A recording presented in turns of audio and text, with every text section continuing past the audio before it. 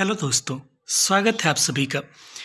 जैसा कि आप लोग को पता है कि आज लगातार दूसरे दिन भी बीएड वर्सेस डीएलएड मामले की सुनवाई सुप्रीम कोर्ट में चालू है और इसी क्रम में अभी लगभग आधे घंटे की बहस सुप्रीम कोर्ट में चली है और इस मामले को दोपहर लंच के बाद 2 बजे के बाद फिर से सुना जाएगा।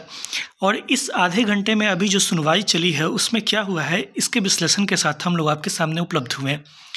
सर्वप्रथम जब इस मामले की आज सुनवाई प्रारंभ हुई तो उसमें डीएलएड की तरफ से जो वकील है उन्होंने अपना पक्ष रखा। इससे पहले कल बीएड के जो वकील थे पटवारिया जी, उन्होंने, और एनसीटी की जो वकील है ऐश्वर्या भाटी मैम, उन्होंने अपना पक्ष रखा था।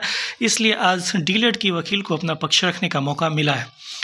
डीएलएड का पक्ष रखते हुए उनकी वकील ने यह तर्क दिया कि केंद्र सरकार को यह अधिकार ही नहीं है कि वो एनसीटी को गाइडलाइन जारी कर सके, एनसीटी को निर्देश दे सके। इसके अलावा उन्होंने एक बिंदु को और हाईलाइट करने का प्रयास किया कि जो आरटी 2009 एक्ट है, इसको उन्होंने यह साबित करने का प्रयास किया कि आरटी 2009 एक्ट पर केंद्र सरकार किसी भी तरीके से एनसीटी के मार्फत से कोई भी गाइडलाइन न दे सकती है, न दिलवा सकती है। एनसीटी इस मामले में कुछ भी अपना निर्देश नहीं दे सकता है।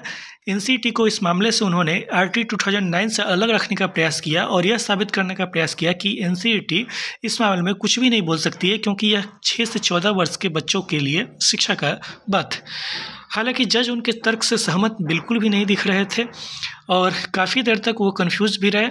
इस मामले में जो डीएलएड की तरफ से वकील थी, उन्होंने अलग अलग तरह से जो एग्जाम्पल है उसको प्रस्तुत करने का प्रयास किया और यहाँ तक कि शिक्षा के मामले को उन्होंने क्रिमिनल मामले से भी जोड़ने का प्रयास किया, एक उदाहरण को समझाते हुए।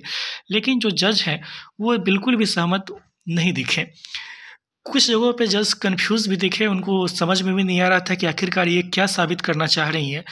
लेकिन इसके बाद अंत में जज ने इस मामले को दोपहर 2 बजे के बाद फिर से सुनने के लिए तैयार किया है। फिर से जो भी होगा शाम में आपके सामने पूरा विश्लेषण लेके उपलब्ध होंगे। तब तक के लिए धन्यवाद। Thank you.